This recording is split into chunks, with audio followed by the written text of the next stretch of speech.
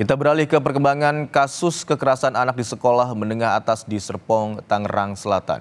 Dari 12 orang yang terbukti terlibat dalam kasus ini, Polres Tangerang Selatan menetapkan 4 diantaranya sebagai tersangka.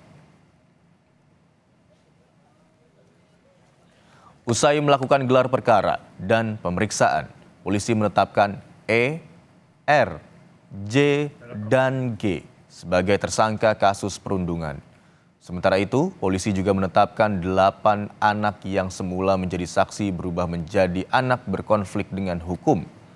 Para pelaku dikenakan pasal tindak pidana kekerasan anak di bawah umur dan atau pengeroyokan. Motif para pelaku melakukan perundungan kepada anak korban yang berusia 17 tahun adalah sebagai syarat masuk bergabung ke kelompok.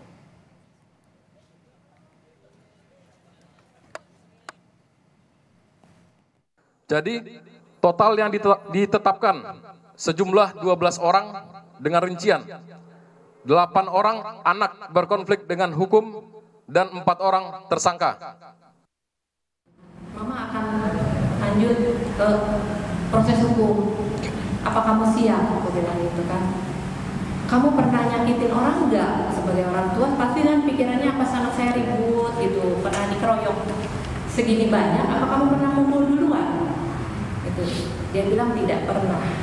Jawab. Oke, kalau begitu mama lanjut ke proses hukum. Di situ kamu nggak perlu cerita apa-apa sama mama. Nanti kamu ceritanya di depan Pak Polisi aja. Mama juga nggak akan marah kalau mama mendengar. Kamu buka semuanya sejujur-jujurnya.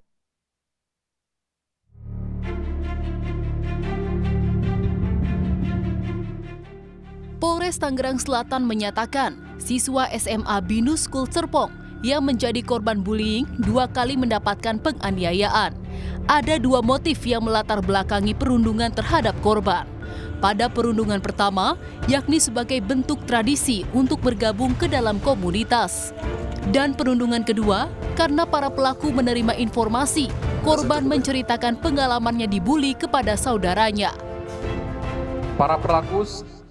Para anak pelaku secara bergantian melakukan kekerasan terhadap korban dengan dalih tradisi yang tidak tertulis sebagai tahapan untuk bergabung dalam suatu kelompok. Pada tanggal 13 Februari 2024, para pelaku mengetahui anak korban menceritakan kejadian tersebut kepada saudaranya, sehingga anak pelaku yang berjumlah 6 orang merasa tidak terima dan terjadi kembali tindakan kekerasan pada tanggal tersebut.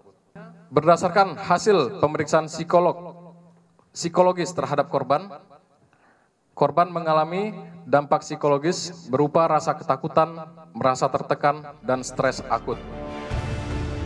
Terhadap kasus perundungan siswa di SMA Binus School Serpong, Komisi Perlindungan Anak Indonesia mengingatkan, segala perundungan dan bentuk kekerasan harus dihapus. Tetapi sebagai orang tua, wajib memberikan edukasi, serta tak lupa tetap memperhatikan hak anak, baik korban maupun pelaku. Anak-anak bangsa agar menghindari dan tidak lagi bersinggungan dengan yang namanya perundungan ataupun bullying.